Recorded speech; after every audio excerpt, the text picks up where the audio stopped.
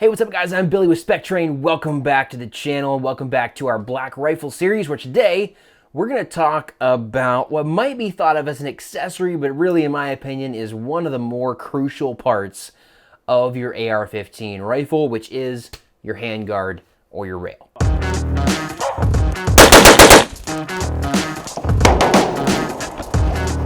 You're right.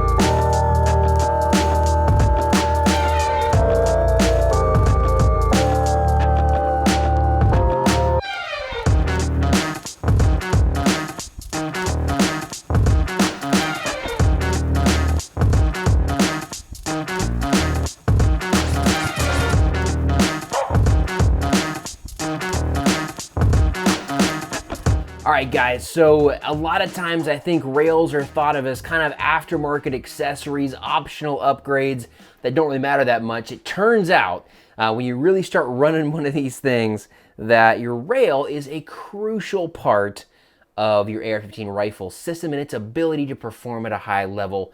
Let me explain why, and let me give you a few recommendations on different things to look for in your rail, along with a few specifics that I like and some ones that I really don't like. So if you bought a particular rifle off the shelf, especially from one of the big box stores or even your local gun store, it may have come with a rail that looks something like this, or it may even be plastic. It may have just been like an old style A2 handguard. But the point is, this is a rail, although this is a quad rail and I've spray painted it way back in the day so it looks kind of tactical, if you will. It's designed to be attached between a delta ring by your upper receiver, and then it attaches to the gas block about halfway down your barrel. Now there's a couple really bad things about this system, okay? Number one, because it's mounted to your delta ring, it's basically just a spring-loaded system, and this rail is gonna be really, really insecure. That's okay if all I'm looking to do is grab a hold of this when I'm running my rifle, but because it's just spring-loaded, there's a ton of shift and it can move around. So if I ever wanna mount, say, a front sight, a laser, anything to this that needs to stay in place and hold zero, this is gonna be a completely insufficient system for doing that. The other problem is that there is actually some flex in your AR-15 barrel.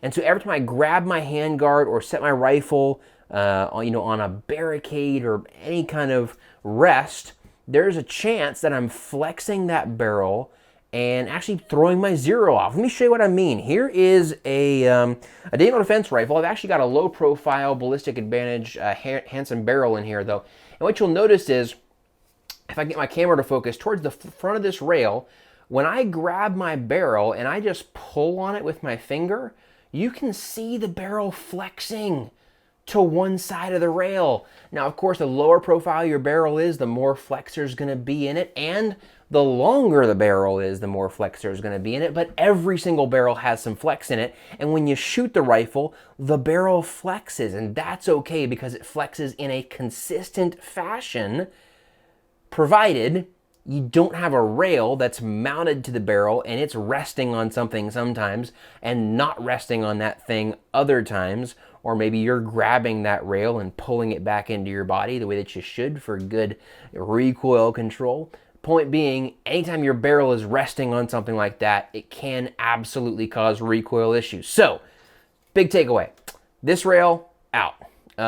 Do not buy a rifle that comes with one of these, or just understand if you do, this really is not sufficient if you want to take rifle stuff seriously.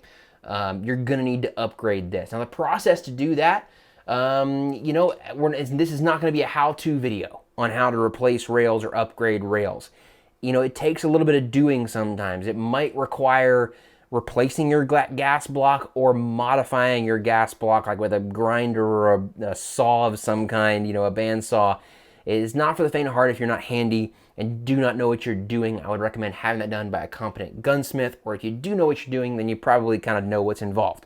Let's dive into what kind of rails you should be looking at. So what we call rails that do not attach to the barrel in any way, shape, or form is a free float rail. Okay, so an example of that, full disclosure before I dive in on this one, as you guys know, we are partnered with ZevTech. They make some really good rifles in partnership with Mega Arms. I like these rifles a whole lot, and I've been using Zevs for a long time, even before we were partnered with them. However, we are partnered with them now. They do provide a discount code to our alumni and our viewers that you can use for anything on their website, so we do get some kickbacks from that, so just understand that that disclosure is there. With that said, I'm going to show you some other brands that I actually like as well. So I'm going to try to be as unbiased as possible. But here's an example of what we call a free float rail. So the way that this works is this actually basically just attaches to a barrel nut that threads directly in your upper receiver, and then your rail essentially clamps onto that barrel nut in a very solid fashion. And that is the only connection point of the rail or handguard to your rifle. So it doesn't interface with the barrel in any way, shape, or form, okay? There is no contact with the barrel any of the way up through the rail, and there's no contact around the gas block either.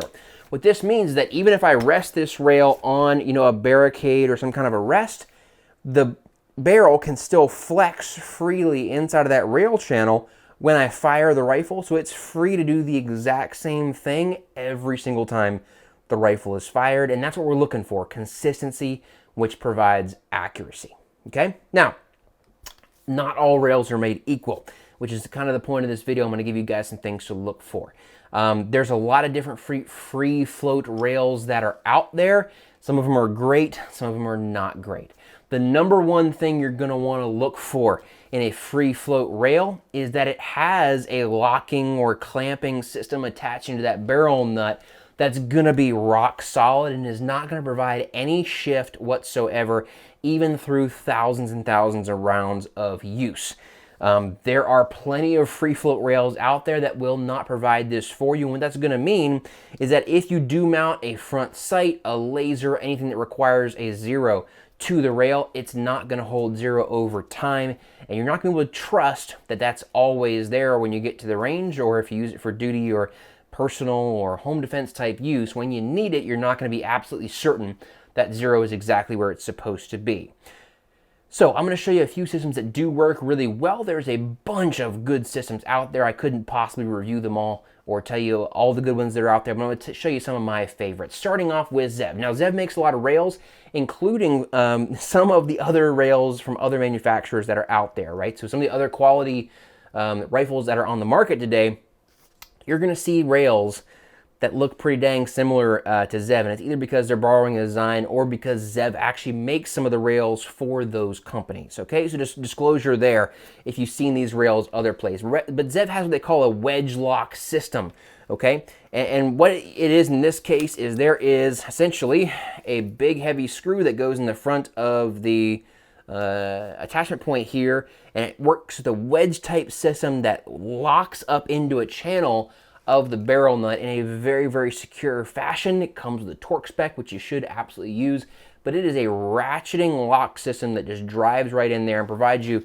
a completely rock solid point here with your rail that absolutely, I've tested it over a very long time, holds zero and works very, very well.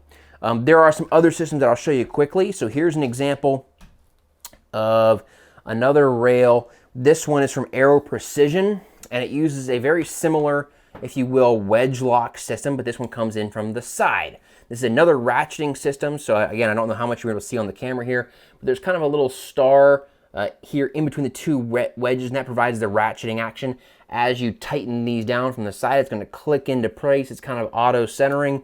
Pretty cool system, holds it pretty well. This is again Aero Precision and or Ballistic Advantage rails. If you're looking for a really budget system, there's absolutely one of the companies that I do recommend. Another one I like a lot here is a Daniel Precision rail. This one is very different. This is their proprietary system. It's very different from the others that you just seen. It's a Ballistic Advantage lower, by the way, but it's a Daily Defense upper. So this one actually has screws, 4 screws, 2 on each side that drive in from the rear, and it once again creates a wedge action, right, where it's threading into the rail directly. You get your screw coming in from the receiver side. There's your barrel nut in the middle that's getting wedged into place and locked onto by this rail, and these rails are also extremely solid, and I've had very, very good luck with the Danos Defense style of rails. Last but not least, here's an example of one that I do not recommend, but I still have on, this is really just an old hunting rifle, okay? This is from Midwest Industries. Now, there are some folks that have very big YouTube channels on here, I know, that are gonna act like Midwest Industries is just the greatest thing since microwave pancakes, okay? And I'm sure they make some quality products. This rail is not one of them. This rail, when you buy it from Midwest Industries, is literally going to come with a tube of glue to help the rail stay in place. There is no wedge lock system, if you will. There's nothing really advanced about the way this tightens down. All that you have is essentially this wedge right here, where the 2 sides of the rail come together around the castle nut, and it's just a screw that goes straight through, and it tightens down, very similar to a pipe clamp around your barrel nut. There's no extra wedging, there's no extra leverage, there's no extra mechanical advantage in there. It's simply clamping onto the barrel nut. And what you're literally supposed to do if you follow the instructions from Midwest Industries is slather glue around the barrel nut before you put the rail on, and that's supposed to hold it on there. I have literally seen more than one of these come off in the middle of being fired on the range. Personally, hands-on, the people who installed them were not idiots. I just really don't think this is a quality product, and I certainly don't want to have to glue things onto my rifle. I find that design very, very concerning. So when I say all rails are not created equal, I really do mean that. There's a lot of stuff on the market that I wouldn't recommend. So thing number 1 to look for in your rail is to look for something that has a really, really solid lockup. Now, there are different kinds of attachment points that you can get on your rails. That's gonna be the second big thing you're gonna wanna look for. So on the top of pretty much all of these rails, what you're gonna see is this, which is 1913 Picatinny rail sections. And this is great to have across the top of your rail, because that is what most of the accessories that are designed to attach the top of your rail are gonna come with, such as this front sight from Magpul, such as this sling swivel setup, such as lasers, tape switches. All that stuff, for the most part, is gonna be designed to attach to 1913 Picatinny, not something like KeyMod or M-LOK. Now, around the side of your rails is where you're gonna have a secondary style of attachment points. Now, you say, why don't we just use Picatinny all the way around? Well, we used to, right, with the old quad rails. The problem with this is twofold. Number 1, it makes your rail really, really heavy, because there's a lot of material here required to make up your 1913 sections, and it also increases the overall circumference of your rail. So if you like to have a thin, light profile on your rail, using something like M-LOK is going to help you accomplish that. Now again, the 2 main ones you're going to see are M-LOK, which is this slotted rail section, and then KeyMod, which I don't have one here, but if you look around very, very far, you'll find it. Both of these will work. If you have KeyMod, don't feel like you need to go buy a whole new rifle to get M-LOK. If you are choosing, I prefer M-LOK. KeyMod, the way that it works is there are set points where you can basically mount your accessories. With M-LOK, because of the way these have elongated slots, when I put an accessory on, I have some ability to slide it back and forth and put it exactly where I want it, which is an advantage, in my opinion, of M-LOK over KeyMod. I prefer M-LOK rails as a mounting solution. So, in my opinion, look for a rail that has Picatinny all the way across the top and M-LOK on at least 3 sides, left, right, and the bottom, for mounting solutions for various other accessories. Now, I just pulled this rifle off the wall to show you another example of a rail that I don't particularly like. This one is from Aero Precision as well, and what you'll notice is it does have M-LOK on 3 sides. It also has some sections of Picatinny. There's a section of Picatinny right here, section of Picatinny right here, and then smooth all through here. That saves me some weight. It also gives me a thinner rail section to grab onto.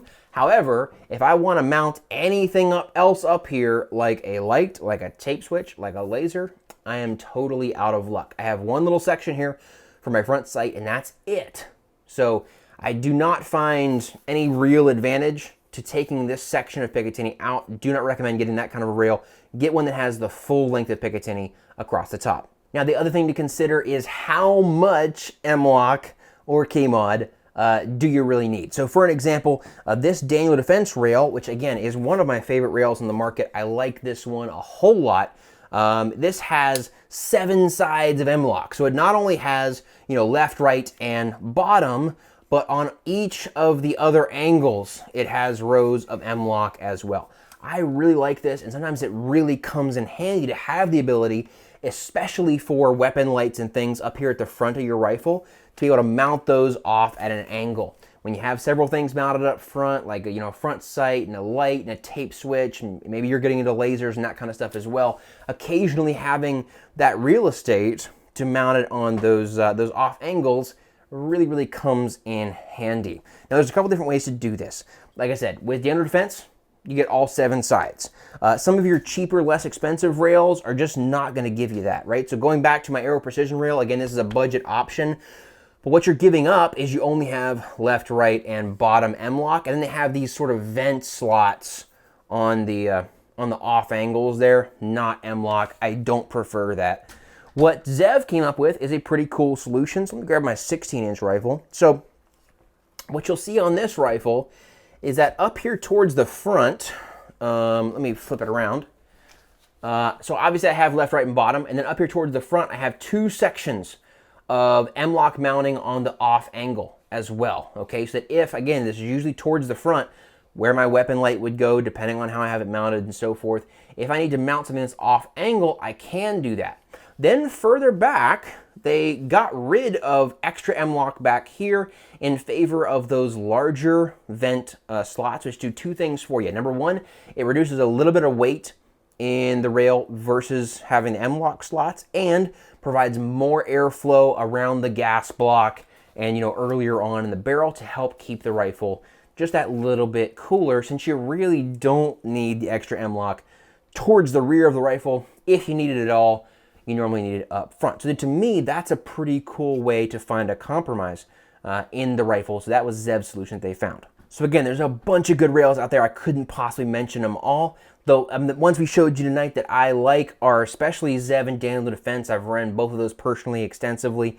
Budget options, Aero Precision Ballistic Advantage. Some other good ones on the market would include, BCM, Knights Armament. There's a bunch of other good ones that are out there. Geissele is known for being one of the gold standards, although, they've been having a few issues recently and stuff's just really hard to get from them these days. But, there for a long time, they were known as the gold standard in your rail. So there's a bunch of good rails on the market. But again, the takeaways for things to look for: rock solid free float mounting system. Obviously, you want your length. You want a full length of 1913 across the top. You want at least 3 sides of M-LOK, or if you already have it, K-Mod is fine as well. And then if you can get that bonus, it's that off-axis M-LOK mounting solution as well, particularly towards the front of the rail. So the takeaway here is, if you've bought a rifle with one of these guys, strongly encourage you to consider upgrading.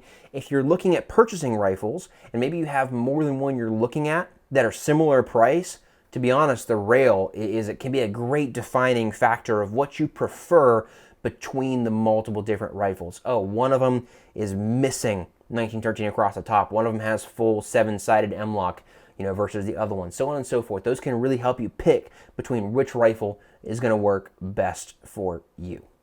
Tons more we can go into on rails, guys, but that's just a quick video, which I hope was helpful for you and provide some basic info on rails and handguards. If you have any additional questions, feel free to drop those below.